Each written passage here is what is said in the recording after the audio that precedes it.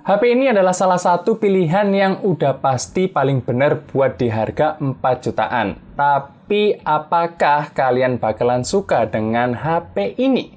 Ayo kita bahas. Let's go!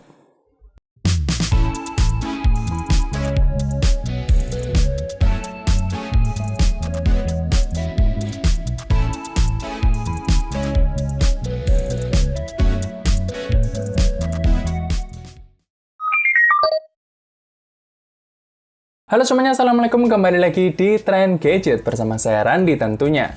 Nah, di video kali ini saya mau bahas HP di tangan saya ini, yaitu Redmi Note 12 Pro 5G yang udah saya pakai selama kurang lebih 3-4 mingguan atau sebulanan lah ya. Nah, pastinya di luar sana sekarang ini banyak banget review tentang HP ini yang bisa kalian tonton. Jadi seperti biasa, saya akan bahas HP ini dari experience saya pakai aja daripada cuman bahas speknya doang, karena mungkin kalian akan bosan kalau cuma dengerin speknya. Oke, kita mulai ya. Oke, pertama kali pegang HP ini, saya seneng banget dengan bobotnya yang ringan dan di genggaman itu terasa nyaman. Walaupun di websitenya Xiaomi bilang HP ini bermaterial kaca di bagian belakang, entah kenapa sampai sekarang saya tuh ngerasa feels-nya kayak plastik gitu sih. Tapi balik lagi, selama saya nyaman pegangnya, nggak akan jadi masalah. Pastinya kalau kita pilih yang warna hitam, HP ini bakalan kelihatan lebih cepat kotor ya. Jadi kalau selera saya sendiri, saya lebih sarankan untuk varian yang warna biru muda untuk tampilan yang lebih bersih. Beralih ke bagian depan yang juga saya suka, di mana layar HP ini udah pakai panel P OLED berukuran 6,67 inch yang karakternya lebih gonjreng dibandingkan dengan IPS, serta resolusi Full HD dan refresh rate 120 Hz. Selama saya pakai baik di indoor maupun outdoor, saya sih nggak ada keluhan sama sekali ya untuk pemakaian gaming atau sekedar buat scrolling sosmed.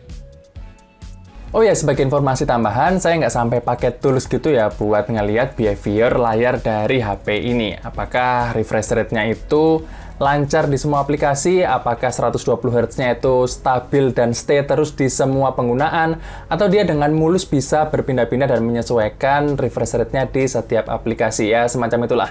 Saya nggak sampai pakai tools gitu sih, karena buat saya cuman segelintir orang yang tech geek banget yang mungkin pengen tahu dan sekepo itu dengan behavior layar. Sedangkan mayoritas orang menurut saya sih yang penting layarnya itu nyaman, terang, jelas dipakai di indoor dan outdoor, dan yang nggak ada masalah yang berarti secara umum. Ya itu aja udah cukup sih, jadi saya nggak sampai pakai tools yang geek banget buat dijelasin di video kali ini. Yang penting layarnya oke. BTW nih, saya sangat apresiasi ke Xiaomi di HP ini karena mereka bisa membuat sebuah HP 4 jutaan dengan bezel layar yang hitungannya tipis dan merata di semua sisi. Dimana biasanya di HP lain bezel bagian bawah akan lebih tebal, tapi di sini rata tipis di semua sisinya. Gujo banget. Lanjut untuk performa, dibekali dengan chipset MediaTek Dimensity 1080, RAM 8GB dan internal 256GB, buat pasar HP mid-range ini udah bagus banget. Walaupun masih ada yang lebih kenceng ya di harga yang sama, kayak Snapdragon 782G di iQOO Z7 5G misalnya. Tapi balik lagi, buat orang yang bukan tech geek banget, saya bisa pastikan kalian nggak bakal salah pilih dan kecewa dengan performa Redmi Note 12 Pro 5G ini. Saya udah nyoba buat main game, pindah-pindah apps harian, foto sana-sini sejauh ini nggak ada nge-lag atau kendala yang berarti. Ya, kalau soal main game sih, ya tetap aja sesuai kodratnya sebagai HP mid-range atau HP menengah. Dimana kalau kita pakai buat game berat sekelas Genshin Impact, ya grafisnya disesuaikan di low aja biar lebih nyaman. Tapi kalau buat game-game lumrah seperti PUBG, CODM, dan ML, ya gaspol lah pakai HP ini, pasti lancar.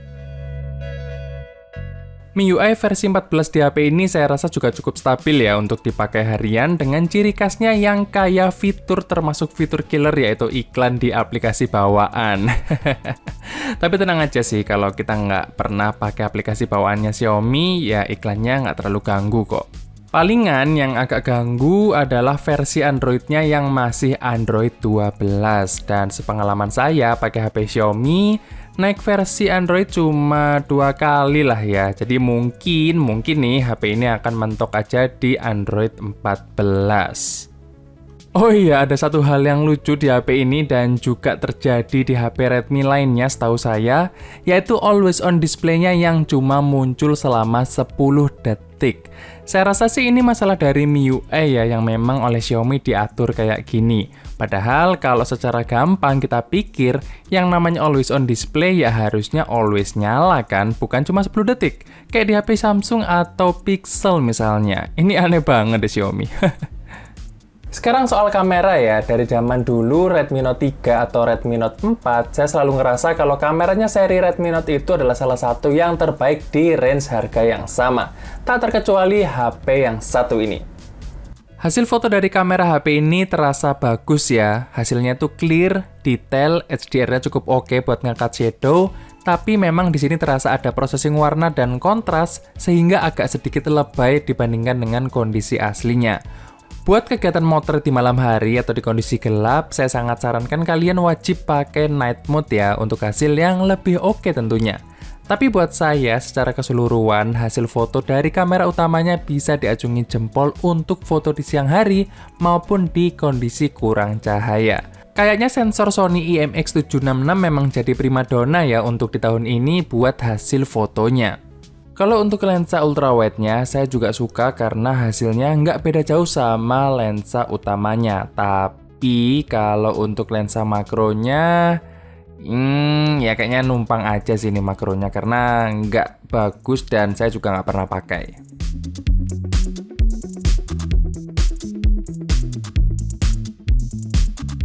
Lanjut, untuk video, HP ini maksimal bisa merekam sampai di resolusi 4K 30fps atau 1080p 60fps. Saya sendiri sih lebih suka di resolusi 1080p aja ya, karena lebih stabil aja hasilnya dengan perpaduan OIS dan AIS-nya. Oke, ini kita coba untuk di resolusi 4K 30fps. Kayaknya sih dia nggak se-smooth kalau di Full HD 30fps ya, jadi saya sarankan pakai Full HD 30 fps aja. Yang saya keluhkan palingan di video kamera depan, dimana sering banget dia overexpose padahal saya udah tap-tap ke muka saya. Ya nggak tahu ya ini bug di software kamera atau di muka saya, yang pasti kualitasnya kurang nyaman di mata. Oke, ini adalah hasil dari kamera depannya Redmi Note 12 Pro di 30 fps. Buat dipakai seharian, Redmi Note 12 Pro 5G ini bisa bertahan kurang lebih dari pagi jam 7 sampai malam jam 9-an. Dengan pemakaian ala saya yang full wifi dan mayoritas cuma dipakai YouTubean dan sosial media. Kalau buat main game, gambarannya buat main Call of Duty Mobile dalam 30 menit baterainya berkurang 14%, dan PUBG dalam 30 menit berkurang sekitar 17%. Ya, intinya baterainya awet dan bisa hidup seharian aktivitas deh. Ngecasnya juga cepat dengan charger 67 watt, dari 50% sampai 95%, cukup 30 menit aja. Kalau dari kosong sampai penuh, sekitar 1 jam 15 menitan.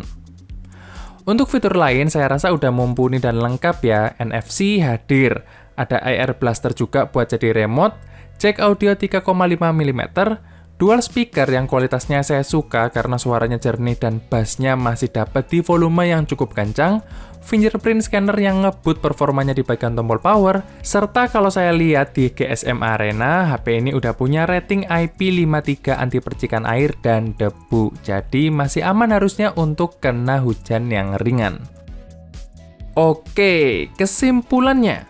Kalau kalian tanya HP apa yang bagus buat harga 4 jutaan, saya bisa dengan cepat jawab Redmi Note 12 Pro 5G sebagai salah satu opsi yang bisa kalian pilih.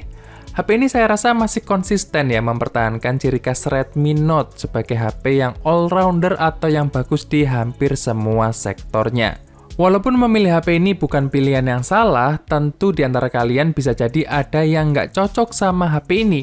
Kayak saya contohnya, sampai sekarang saya belum bisa kembali ke HP Xiaomi lagi karena MIUI-nya. Ya, bukan selera saya aja gitu. Tapi, sekali lagi, menambahkan Redmi Note 12 Pro 5G ini sebagai salah satu opsi HP baru kalian, 100% bukan opsi yang jelek sama sekali. Oke, mungkin segitu aja cerita saya kali ini dengan Redmi Note 12 Pro 5G ini. Terima kasih buat kalian yang udah nonton video ini sampai habis maupun yang tidak. Jangan lupa like dan subscribe, dan kita akan ketemu lagi di video berikutnya. Stay update!